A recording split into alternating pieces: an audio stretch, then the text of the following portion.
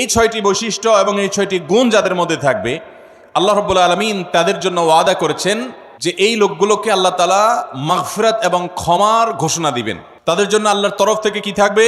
তাদের প্রতিদান থাকবে, আল্লাহর কাছ থেকে তারা ক্ষমা পাবে, মাগফিরাত লাভ করবে, তাদের জীবনের ভুল ত্রুটি আল্লাহ তাআলা মাফ করে দিবেন। আর তাদেরকে আল্লাহ রাব্বুল আলামিন ইমানদারের সবচেয়ে বড় কাঙ্ক্ষিত টার্গেট এবং লক্ষ্য জান্নাত দান করবেন ইনশাআল্লাহ। কোন সেই 6টি গুণ, যে গুণ একজন মুত্তাকি মানুষের মধ্যে অবশ্যই থাকতে হবে, এবং এই গুণগুলো আমাদেরকে কিয়ামতের ভয়াবহতম দিনে আল্লাহর কাছ থেকে মাগফিরাত এনে দিবে এবং জান্নাত নিশ্চিত করে দিবে। জানা দরকার আছে না নাই? আসুন আমরা সেই 6টি গুণের সাথে পরিচিত হই। যদিও মুত্তাকিদের প্রায় 40টিরও বেশি গুণের কথা কোরআনে আল্লাহ তাআলা আলোকপাত করেছেন। নবী করিম সাল্লাল্লাহু আলাইহি সাল্লামের বহু হাদিসে মুত্তাকিদের বহু গুণের কথা আলোকপাত হয়েছে। সেগুলো নিয়ে একটি দীর্ঘ আলোচনায় আমরা চেষ্টা করেছি মুত্তাকিদের কোরআন হাদিসে যতগুলো গুণ বলেছে সে সবগুলোকে একত্র করার। আজকে শুধুমাত্র আমরা সূরা আলে ইমরানের 133 থেকে 36 আয়াতগুলোর মাধ্যমে এখান থেকে মুত্তাকিদের 6টি বিশেষ গুণের কথা উল্লেখ করব। এই গুণগুলো যদি আপনার মধ্যে থাকে তো আল্লাহর শুকর আদায় করবেন, আর যদি না থাকে এই মজলিসে বসে এইখানেই মনে মনে নিয়ত করবেন যে আল্লাহর কোরআনে একটা গুণের কথা বলা আছে অথচ আমার মধ্যে নাই, আমি কেমন মুসলমান। অতএব এই মসজিদ থেকে নিয়ত করবেন, তাহলে এই গুণটা আমাকে অর্জন করতে হবে ইনশাআল্লাহ তাআলা আমাদের সবাইকে এই গুণগুলো অর্জন করে যাওয়ার তৌফিক দান করুন। মোহতারাম হাজরিন, আল্লাহ রাব্বুল আলামিন বলেছেন ওয়াসারিউ ইলা মাগফিরাতিন মির রাব্বিকুম ওয়া জান্নাতিন আরদুহা কাআরদিস সামাওয়াতি ওয়াল আরদ। তোমরা আল্লাহর মাগফিরাতের দিকে দৌড়াও, প্রতিযোগিতা করো, অগ্রসর হও এবং জান্নাতের দিকে অগ্রসর হও। যে জান্নাতের প্রস্থ এই নবমণ্ডল এবং ভূমণ্ডল সমূহের যে দূরত্ব আছে, এ দুইয়ের মধ্যে যত পার্থক্য আছে এরকম, সেই জান্নাতের দিকে তোমরা দৌড়াও, প্রতিযোগিতা করো, সেদিকে অগ্রসর হও, মুসারাআ করো। আল্লাহর মাগফিরাত এবং জান্নাতের দিকে তোমরা অগ্রসর হও, সেদিকে অগ্রসর হও, সেদিকে আগাও। যেই জান্নাত আল্লাহ তৈরি করেছেন উইদ্দাত লিল মুত্তাকিন, মুত্তাকিদের জন্য। জান্নাত কাদের জন্য তৈরি হয়েছে ভাই? মুত্তাকিদের জন্য। নামে মাত্র মুসলমান, তাকওয়া তাহারাতের নামগন্ধ নাই, জান্নাত তাদের জন্য তৈরি হয় নাই ভাই। জান্নাত তৈরি হয়েছে আল্লাহর সেসব বান্দাদের জন্য যারা শুধু নামে মুসলমান না, যারা মুসলমানের মধ্যে আফার ক্লাসের মুসলমান, যারা মুত্তাকি। আল্লাহ তাআলা আমাদের সবাইকে মুত্তাকি হওয়ার তৌফিক দান করুন। ভাইরা আমার, মুত্তাকি হওয়ার চেষ্টা করবো তো ইনশাআল্লাহ। আসুন মুত্তাকিদের বৈশিষ্ট্য জেনে নেই। কি তাদের বৈশিষ্ট্য? 1 নম্বরের বৈশিষ্ট্য আল্লাহ তাআলা বলছেন আল্লাযীনা ইউনফিকুনা ফিস সাররাই ওয়াদ দাররা।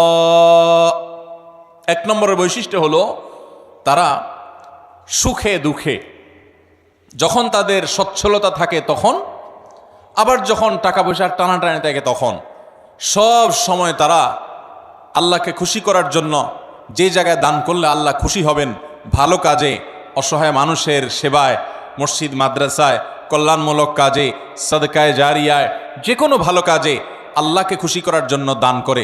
দুনিয়ার মানুষের জন্য কাছে বাহবা পাওয়ার জন্য না, দান কার জন্য হবে? আল্লাহকে খুশি করার জন্য। এমনকি আরশের নিচে ছায়া পাওয়া মানুষগুলোর মধ্যে থেকে 7 শ্রেণী মানুষের ভিতরে 1 শ্রেণী হলো যারা দান করে, এমনভাবে দান করে যে তারা এক হাতে দান করে, অন্য হাতও টের পায় না। আর আমাদের তো আজকাল আল্লাহ তাআলা কোনো ভালো কাজ করার তৌফিক দিলে, একটু দানের তৌফিক দিলে, আমরা নাম বলতে বলতে, প্রকাশ করতে করতে, নাম ফুটাইতে ফুটাইতে, জাহির করতে করতে ওইটার সওয়াবের আর কিছুই বাকি থাকে না, বরং সেটা শিরকে আসগরের গুনাহে লিপ্ত হয়ে যেতে হয় রিয়া করার কারণে। মোহতারাম হাজরিন, এই জন্য মুত্তাকিদের 1 নম্বরের বৈশিষ্ট্য হলো সচ্ছলতায় অনেকে দান করে, কিন্তু আল্লাহর এই মুত্তাকি বান্দারা শুধু সচ্ছল থাকলেই দান করবে না, দিনকাল যখন একটু খারাপ যায়, কেনা বেচা দোকানে একটু কম হয়, তখনও সে অকাতরে দেয়, দিতে থাকে, কোনো কার্পণ্য করে না। তাহলে এই বৈশিষ্ট্যটা আমাদের, যার মধ্যে যতটুকু ঘাটতি আছে, এই মাহফিল থেকে, মজলিস থেকে আসুন মনে মনে নিয়ত করে নেই যে ইনশাআল্লাহ এখন থেকে আল্লাহ তাআলা আমাকে যতটুকু তৌফিক দিবেন ওখান থেকে আমি কিছু আল্লাহর রাস্তায় দান করব, আল্লাহকে খুশি করবার জন্য দিব। এবং যখন আমদানি ইনকাম অনেক ভালো তখনও দিব, যখন ইনকাম নাই একেবারে টানাটানি আছে ওখান থেকে একটু বাঁচিয়ে হলেও দিব। কারণ আল্লাহ তাআলা আমার দানের পরিমাণ দেখবেন না, আল্লাহ দেখবেন আমার সামর্থ্যের তুলনায় আমি কতটুকু করলাম। ঠিক না বে ঠিক? ভাইরা আমার, সাহাবা একরাম যা দান করেছেন রাদিয়াল্লাহু তাআলা আনহুম আজমাইন, তারা যা দান করেছেন আজকের যুগে এমন বহু লোক বাংলাদেশে আছে, পৃথিবীতে অনেক দানবীর আছে যারা এত কোটি কোটি টাকা, মিলিয়ন মিলিয়ন বিলিয়ন বিলিয়ন টাকা আল্লাহর রাস্তায় দান করে, দিনের কাজে দিয়ে দেয়, মানুষের সেবায় দান করে, হয়তো ইখলাসের সাথেও দান করে। পরিমাণ এত বেশি যে সব সাহাবী মিলেও এত টাকা দান করার সুযোগ পান নাই। কথা বুঝেন নাই? সাহাবীদের যুগে এত সহায় সম্পদ তো ছিল না। তারা যা দান করেছেন যদি পরিমাণ একত্র করেন, তাহলে আজকের যুগে এমন বহু পয়সাওয়ালা আছেন যে এক একটা মসজিদ মাদ্রাসার পিছনে 20, 50, 100 কোটি আরো অনেক বেশি খরচ করে ফেলেছেন। আছে না নাই? দেখা যাবে যে সাহাবায়ে কেরাম সবাই মিলে যা দান করছেন সেগুলোর বাজার মূল্য বের করলে এরকম একজনের দানের সমানও হবে না। এই হলো পরিমাণের অবস্থা। এবার আসেন দেখি ফজিলত এবং মর্যাদার অবস্থা। নবী করিম সাল্লাল্লাহু আলাইহি সাল্লাম বলেছেন সাহাবীদের সম্পর্কে, তোমাদের কেউ যদি উহুদের পাহাড় সমপরিমাণ স্বর্ণ আল্লাহর রাস্তায় দান করে, তো আল্লাহর নবী সাল্লাল্লাহু আলাইহি সাল্লামের সাহাবীদের কেউ সামান্য 1 মুদ পরিমাণ অথবা তার চাইতেও কম পরিমাণ আল্লাহর রাস্তায় কিছু দান করলে সেটার যে পরিমাণ সওয়াব হবে, তোমাদের উহুদ পাহাড় সম পরিমাণ স্বর্ণের দানের সওয়াব ততটুকু হবে না। কিসের কারণে ভাই? তাদের দানের ভিতরে যে ইখলাস ছিল, তাদের জানের ভিতরে যে নিষ্ঠা ছিল, নিয়তের ভিতরে যতটা নির্ভেজাল ছিল, আমাদের দান আজ এতটা নির্ভেজাল। তাদের উপার্জন যত হালাল ছিল, তাদের ভেতরকার নিয়ত যত খালেস ছিল, আমাদেরটা ততটা না। এই জন্য ভাইরা, মুত্তাকি মানুষ হিসাবে আমরা সুখে দুঃখে সর্বাবস্থা দান করব। শুধু দান করলে হবে না, আল্লাহকে খুশি করার জন্য দান করব। আর্থিক ইবাদত পয়সা করে দান করলে এই ইবাদতটার মধ্যে ভেজাল বেশি ঢুকে। এই ইবাদতটার মধ্যে ভেজাল কেন ঢুকে? ভেজাল কারণ নিজের ভেতর থেকে নফস বলে, প্রবৃত্তি বলে, মন বলে, এতগুলো টাকা দিয়ে দিলাম, একটা বারের জন্য যদি আমার নামটা ঘোষণা না দেয় কেমন হয়? আমরা একটু বলতে পছন্দ করি, জাহির করতে পছন্দ করি। কিছু মানুষকে শুনাইতে পারলে নিজের কাছে একটু ভালো লাগে যে হ্যাঁ, তারা জানবে আমি দান করছি। এই রোগটা আমাদের মধ্যে আছে না নাই? ভাইরা আমার, এটা কোনো ভালো গুণ না। হ্যাঁ, কোনো ব্যক্তি যদি প্রকাশ্যে দান করে, মজলিসে দাঁড়াইয়া 50,000, 1 লাখ টাকা কোনো ভালো কাজে দিবে নিয়ত করেন, তার উদ্দেশ্য থাকে যে আমার এটা শুনে আমার বন্ধু বান্ধব অনেকে আছেন তারাও অগ্রসর হবে, তাহলে সেটা ভালো। মানুষকে উৎসাহিত করার উদ্দেশ্যে করছি, আমি দানবীর এটা জানানোর দরকার নেই, এই উদ্দেশ্যে করলে ভালো। কিন্তু ভাইরা আমার, কিছু দান থাকতে হবে যেই দানগুলো আমি জানি, আমার রব জানেন, আমার স্ত্রীও জানেন না, আমার বন্ধু বান্ধবও জানেন না, মা বাপও জানেন না, ছেলে মেয়েরাও জানে না। এরকম কিছু দান রাখার চেষ্টা করতে হবে ইনশাআল্লাহ। আপনি গোপনে গোপনে একজন গরিবকে নিয়মিত টাকা পয়সা দিয়ে যান, একটা গরিব ফ্যামিলিতে নিয়মিত কিছু চাল কিনে দেন, নিয়মিত কিছু ভালো কাজ করেন, একটা মাদ্রাসায় কিছু টাকা নিয়মিত দেন। আপনি জানেন আর আপনার মালিক জানে, পরিবারের কাউকে জানেন না, বলেন না। এরকম কিছু নিরালা, এরকম কিছু নিবৃতে দান করার চেষ্টা করব তো ইনশাআল্লাহ। আজকাল ফেসবুকের যুগ, ইউটিউবের যুগ, সোশ্যাল মিডিয়ার যুগ। 2, 4, 10 টাকা দান করার পর ওইটা জাহির করতে করতে, পোস্ট করতে করতে, ওইটার জন্য লাইক কমেন্টের ধান্দা করতে করতে আমরা আমাদের আমলগুলোকে বরবাদ করে ফেলি। ঠিক না ঠিক ভাই? অতএব সুখের সময় দান তো অনেকেই করে, দুঃখে কষ্টের সময়, টানাটানের সময় আমরা দান করব তো ইনশাআল্লাহ। যতটুকু আছে ওখান থেকে কষ্ট করে দান করব। অনেক সময় কষ্টের সময়ের 10 টাকা সচ্ছল সময়ের 10,000 টাকার চাইতে বেশি উত্তম হতে পারে। আল্লাহ দেখবেন যে আপনার আছেই 100 টাকা, সেখান থেকে আপনি 10 টাকা দিয়ে দিয়েছেন, আরেকজনের লক্ষ লক্ষ টাকা আছে, সেখান থেকে 10,000 দিছে। অতএব তার চাইতে আপনার ত্যাগের পরিমাণ বেশি। অতএব সর্বাবস্থা দান করব তো ইনশাআল্লাহ। ইমানদার এবং মুত্তাকি যাদের জন্য জান্নাত তৈরি করা হয়েছে, তাদের দ্বিতীয় বৈশিষ্ট্য হলো ওয়াল কাযিমিনাল গাইজ, যারা তাদের ক্রোধ, গোসা এবং রাগকে সংবরণ করে। বহু মানুষ আছে ভাইরা আমাদের সমাজে, রাগ উঠলে আর মাথা ঠিক থাকে না, আছে না নাই? বরং বেশিরভাগ মানুষই আমরা এই রোগের রোগী। কি বলেন? রাগ উঠলে মাথা ঠিক থাকে না। জান্নাত যাদের হবে, যারা জান্নাতের মালিক হবে, যারা আল্লাহর পক্ষ থেকে মাগফিরাতকে পুরস্কার হিসাবে পাবে, ক্ষমা লাভের তৌফিক হবে যাদের, এই মানুষগুলোর দ্বিতীয় বৈশিষ্ট্য, মুত্তাকিদের বৈশিষ্ট্য আল্লাহ বলেছেন ওয়াল কাযিমিনাল গাইজ, তারা রাগ ক্রোধকে কি করবে? নিয়ন্ত্রণ করবে, সংবরণ করবে, আটকে ধরে রাখবে। একটা জায়গায় মারাত্মক মেজাজ গরম হয়েছে কারো উল্টাপাল্টা কথার কারণে, এমন রাগ উঠছে, এখন মনে চাচ্ছে যে ধরে কয়েকটা লাগাই দেই, উথাম থাম মারি, 2-4টা মুখ খারাপ করে বলে ফেলি, একটু ভাঙচুর করি, চিল্লাচিল্লি করি, করার সুযোগও আছে। কিন্তু ওই যে জান্নাত পাওয়ার আশায়, আল্লাহর কাছে প্রিয় বান্দা হওয়ার আশায় আল্লাহর কাছ থেকে কিয়ামতের ময়দানে ক্ষমা লাভের আশায় সে নিজের রাগটাকে নিয়ন্ত্রণ করে, সংবরণ করে, হজম করে ঢোক গিলে ফেলেছে, রাগটা প্রকাশ করে নাই, বহুত কষ্টে মুখটা লাল হয়ে গেছে, কিন্তু মুখ দিয়ে কিছু বাইর হয় নাই, হাত দিয়ে কিছু করে নাই, জায়গা থেকে সরে গেছে, ওই স্থান ত্যাগ করে গেছে, নিজেকে নিয়ন্ত্রণ করার চেষ্টা করছে। আল্লাহর এই বান্দারা অনেক শ্রেষ্ঠ বান্দা, অনেক প্রিয় বান্দা। এই গুণটা আমাদের আনার জন্য যুদ্ধ করতে হবে, নিজের সঙ্গে সংগ্রাম করতে হবে। ঘরে ঘরে আজ অশান্তি, সমাজে সমাজে আজ অশান্তি, পরিবারে পরিবারে আজ অশান্তি। এই দোষটার কারণে, এই ত্রুটির কারণে। স্বামীর কথা স্ত্রী সহ্য করে না, স্ত্রীর কথা স্বামী সহ্য করে না, বাপমার কথা ছেলে মেয়ে সহ্য হয় না, ছেলে মেয়ের কথা বাপমা সহ্য হয় না, ভাইয়ের কথা ভাইয়ের সহ্য হয় না, কাস্টমারের কথা দোকান মালিকের সহ্য হয় না, মালিকের কথা শ্রমিকের সহ্য হয় না, একজনের আরেকজনের সহ্য হয় না, আর লেগে যায় গন্ডগোল। দুনিয়াতেও ক্ষতিগ্রস্ত হয়, লজ্জিত হয়, লাঞ্ছিত হয়, ছোট হয়, আখিরাতে তার ধ্বংস হয়ে যায়। ঠিক না বে ঠিক? এক সাহাবী এসে বলছেন, ইয়া রাসূলুল্লাহ আউসিনি, আমাকে আপনি একটু উপদেশ দেন। নবী করিম সাল্লাল্লাহু আলাইহি ওয়াসাল্লাম বলেছেন, লা তাগদাব, তোমার জন্য উপদেশ হলো তুমি রাগ করবা না। বলেন যে ইয়া রাসূলুল্লাহ এটা বুঝলাম, আরেকটা উপদেশ করেন। নবী করিম সাল্লাল্লাহু আলাইহি ওয়াসাল্লাম বলেছেন, দ্বিতীয় উপদেশও হলো রাগ করবা না। বলে ইয়া রাসূলুল্লাহ বুঝলাম, আরেকটা করেন। নবী করিম সাল্লাল্লাহু আলাইহি ওয়াসাল্লাম বলেছেন, লা তাগদাব, তৃতীয় উপদেশও তোমার জন্য একটাই, যে রাগ করবা না। এরপর নবী করিম সাল্লাল্লাহু আলাইহি ওয়াসাল্লাম বলেছেন একবার, লা তাগদাব ওয়ালাকাল জান্নাহ, রাগ করবা না, জান্নাত তোমার হবে। রাগ করবা না, জান্নাত তোমার হবে। বদরাগী বদমেজাজি ভাইরা বোনেরা আমার, নিজেকে নিয়ন্ত্রণ করার চেষ্টা করব তো ইনশাআল্লাহ। মনে রাখবেন, রাগ আসলো আর ছেড়ে দিলেন যেখানে সেখানে, মাত্রা জ্ঞান রাখলেন না, কার সামনে কোন জায়গায় কতটুকু রাগ ছাড়া যাবে, কতটুকু রাগ ছাড়লে আপনার মুখ খারাপ হবে না, আপনার দ্বারা আল্লাহর হারাম কাজ হবে না, গুনাহ হবে না, আল্লাহর সীমা লঙ্ঘন হবে না, সেই মাত্রা জ্ঞান রেখে পরিমাপ করে করে রাগ জাহির করতে হবে, নিজেকে নিয়ন্ত্রণ করতে হবে। নবী করিম সাল্লাল্লাহু আলাইহি ওয়াসাল্লাম বলেছেন, সবচেয়ে বড় বীর বাহাদুর হলো যে ব্যক্তি রাগের সময় নিজেকে নিয়ন্ত্রণ করতে পারে। অনেক শরীরে শক্তি আছে, এটা আসল বীরত্ব না, রাগের চোটে শরীরে আগুন ধরে গেছে, মাগার নিজেকে বহুত কষ্ট করে ঠান্ডা করে রাখছে। রাগ নিয়ন্ত্রণ করতে পারে না দেখে ওই জায়গা থেকে বের হয়ে গেছে, মোবাইলে রাগ উঠে গেছে দেখে মোবাইল কেটে বন্ধই করে দিছে, রাগ বেশি হয়ে গেছে দেখি দাঁড়ানো থেকে বসে গেছে, বসা থেকে শুয়ে গেছে, ওযু করে নিয়েছে, তারপরেও নিজেকে কন্ট্রোলে রাখছে, রাগের কারণে পরিস্থিতি খারাপ হতে দেয় নাই। এই মানুষগুলো আল্লাহর প্রিয় বান্দা। আমরা চেষ্টা করবো তো ইনশাআল্লাহ। দেখেন, জান্নাত যার তার জন্য না ভাই।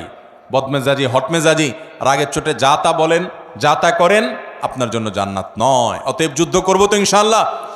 শত সহস্র মামলা মোকদ্দমা, খুন, গন্ডগোল, ফাসাদ, মারামারি, এগুলো সব বন্ধ হয়ে যাবে যদি আমরা ইমানদাররা মুত্তাকিদের এই গুণটা অর্জন করি, ওয়াল কাযিমিনাল গাইস। চেষ্টা করবো তো রাগ নিয়ন্ত্রণ করার ইনশাআল্লাহ। নাম্বার 3, ওয়াল আফিনা আনিন নাস।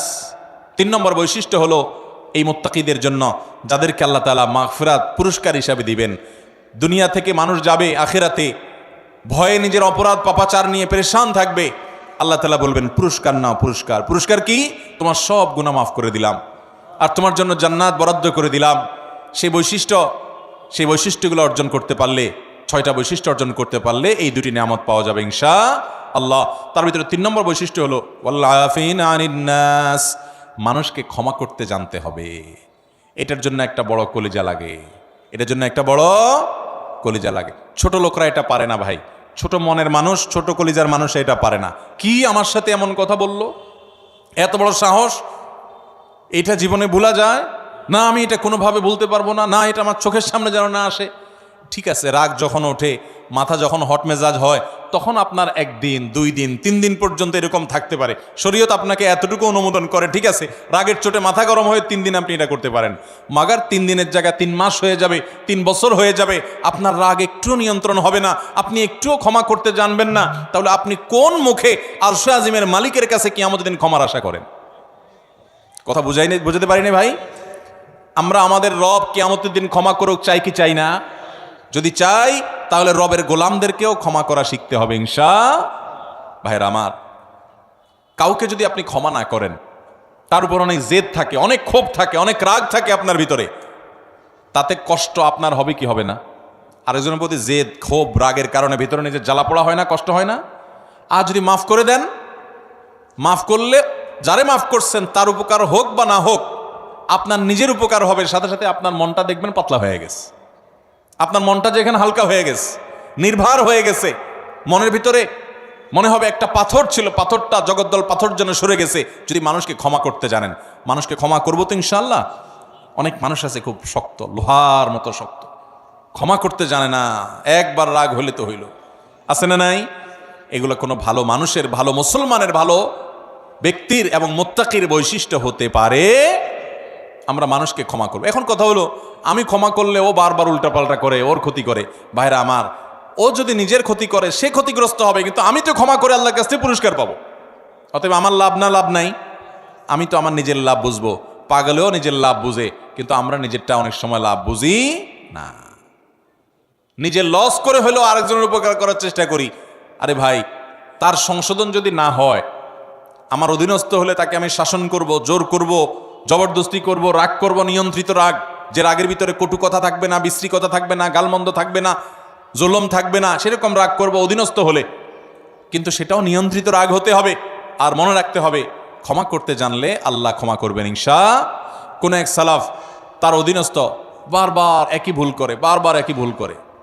তো এতবার একই ভুল করার কারণে উনি রাগ হয়ে বলছেন, তোমাকে কতবার আর ক্ষমা করবো এই একটা ভুলের কারণে? তখন সে কানে কানে ওনাকে বলছেন, কিয়ামতের ময়দানে আল্লাহর কাছে দুনিয়াতে একই পাপ যতবার করার পরও মাপের আশা রাখেন, আমাকে ততবার করলেই হবে। আল্লাহ তাআলা আমাদেরকে মানুষকে ক্ষমা করার মতো উদার মন মানসিকতা লালন করার তৌফিক দান করুন। তাহলে মুত্তাকিদের 3 নম্বর বৈশিষ্ট্য হলো ওয়াল আফিনা আনিন নাস, যারা মানুষকে ক্ষমা করে। 4 নম্বর হলো আল্লাহু ইউহিব্বুল মুহসিনিন, আল্লাহ তাআলা ইহসানকারীদেরকে ভালোবাসেন। অর্থাৎ এটাও মুত্তাকিদের একটা বৈশিষ্ট্য হবে যে তারা ইহসান করবে। ইহসান মানে যে কোনো ভালো কাজ করবে, আল্লাহর বান্দাদের প্রতি অনুগ্রহ করবে, পরোপকারী হবে, মানুষের উপকার করবে। ভাইরা আমার, ডক্টর খন্দকার আব্দুল্লাহ জাহাঙ্গীর রাহিমাহুল্লাহ এদেশে ক্ষণজন্ম একজন আলেমে দ্বীন ছিলেন, ইসলাম বিশ্ববিদ্যালয় কুষ্টিয়ার হাদিসের প্রফেসর ছিলেন, বহু গ্রন্থ এর রচয়িতা ছিলেন। স্যার রাহিমাহুল্লাহ বলেছেন যে আল্লাহ তাআলা আমাকে কোরআন হাদিসের যতটুকু ইলম দিয়েছেন, দেশে বিদেশে বিভিন্ন ইউনিভার্সিটিতে মাদ্রাসায় দীর্ঘকাল পড়াশোনা করে, শিক্ষকতা করে, ইউনিভার্সিটিতে হাদিস পড়ে, যতটুকু আমি কোরআন হাদিস এবং ইসলামের বই পুস্তক পড়ে ইলম অর্জন করেছি, আমি বুঝেছি গোটা ইসলামের জিস্ট 2টা কথা। তার একটা হলো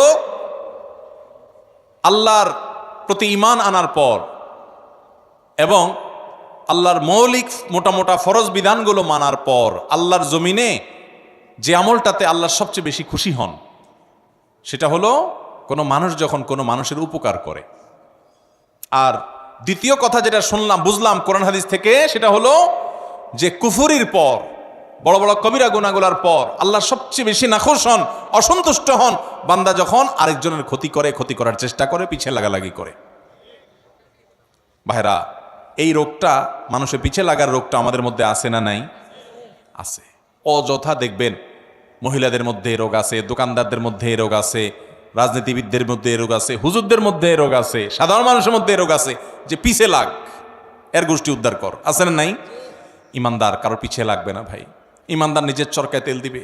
আমার কি হবে কিয়ামতের ময়দানে আমি জানি না। জীবনে 4 রাকাত নামাজ ঠিকমতো নামাজ পড়ে, মনোযোগের সাথে, খুশুখুশুর সাথে পড়ে আল্লাহর কাছে পেশ করার মতো রেডি করতে পারি নাই। কত ত্রুটি, কত মনোযোগ কোন দিক চলে যায়।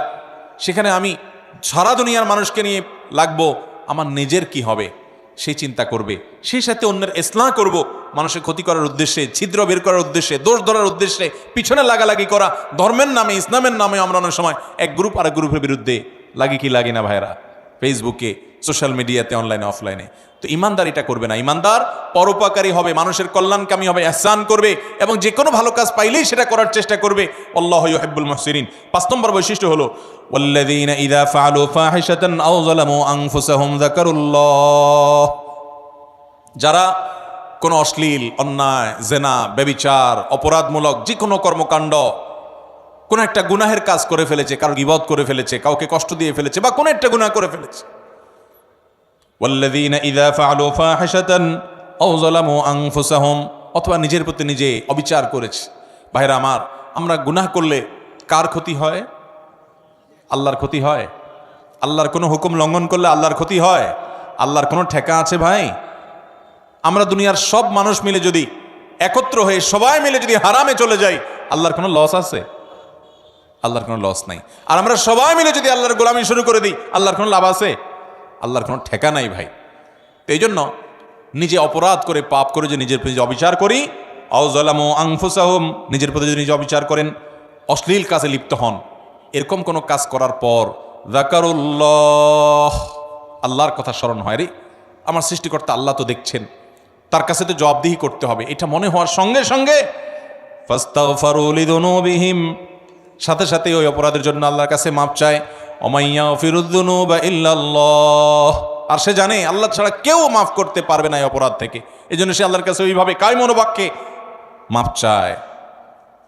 এই বৈশিষ্ট্যটা থাকবে যাদের, মুত্তাকিদের, যে কোনো গুনাহ হলে মানুষ হিসাবে গুনাহ হয়ে যেতে পারে, যখনই গুনাহ হয়ে যাবে সাথে সাথে বিলম্ব না করে দ্রুততার সাথে আল্লাহর কাছে মাপ চাইবে, আল্লাহর কথা স্মরণ হবে, আরে আমি তো এটা করতে পারি না, ইমানদার হিসাবে, জান্নাত প্রত্যাশী মানুষ হিসাবে সে আল্লাহর কাছে মাপ চাবে। 6 নম্বর বৈশিষ্ট্য হলো ওয়ালাম ইউসিরু আলা মা ফাআলু ওয়া হুম ইয়ালামুন, এবং একটা পাপ একবার হয়ে গেলে নিজেকে নিজে সে ভৎসনা করে, রাগ করে, নিয়ন্ত্রণ করে, আর সে সেই অপরাধের ধারে কাছেও যায় না। একবার হয়ে গেছে, আল্লাহর কাছে মাপ চাইছে, আর যেন না হয় সেজন্য সে আপ্রাণ চেষ্টা করে। এটা হলো 6 নম্বরের বৈশিষ্ট্য। এই বৈশিষ্ট্যগুলো আবারও আমি এক নজরে বলে দিচ্ছি। নাম্বার 1, যারা দান করে সুখে দুঃখে সর্বাবস্থায়। নাম্বার 2, যারা নিজের রাগ গুসাকে নিয়ন্ত্রণ করে, কন্ট্রোল করে। নাম্বার 3, যারা মানুষকে ক্ষমা করে। নাম্বার 4, যারা মানুষের প্রতি ইহসান করে এবং যে কোনো ভালো কাজ সে করার চেষ্টা করে।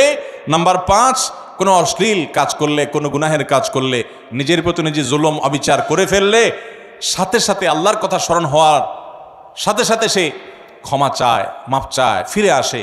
আর নাম্বার 6, সেই পাপ কাজ আর কখনো করে না। এই 6টি বৈশিষ্ট্য যাদের থাকবে, আল্লাহ বলেছেন উলাইকা জাযাউহুম মাগফিরাতুম মির রাব্বিহিম ওয়া জান্নাত, এই লোকগুলোর আল্লাহর পক্ষ থেকে কিয়ামতের ময়দানে এই 6টা বৈশিষ্ট্য নিয়ে যদি কেউ যেতে পারে, তো আল্লাহর পক্ষ থেকে সে ক্ষমা এবং মাগফিরাত এটা পুরস্কার হিসাবে গ্রহণ করবে এবং জান্নাত লাভ করবে। তাজরি মিন তাহতিহাল আনহার, যার তলদেশ দিয়ে নহর প্রবাহিত হবে, সেই চিরসুখের ঠিকানা জান্নাত পাবে। খালিদিনা ফিহা, সেখানে সে চিরকাল থাকবে। ওয়া নি'মা আজরুল আমিলিন, আর আল্লাহর জন্য আমলকারী বান্দাদের পুরস্কার কতই না সুন্দর এবং উত্তম হবে ইনশাআল্লাহ। মুত্তাকিদের এই 6টা গুণ অর্জন করার চেষ্টা করব তো ইনশাআল্লাহ। আমি যেটা শুরুতে বলেছি এখন আবারও বলছি, আপনার আমার ভিতরে সেটা আছে না নাই ওইটা রিলেট করি, ওইটা খেয়াল করি, যেটা নাই ওইটা আনার চেষ্টা করি, করবো তো ইনশাআল্লাহ। আল্লাহ তাআলা আমাদের সবাইকে তৌফিক দান করুন।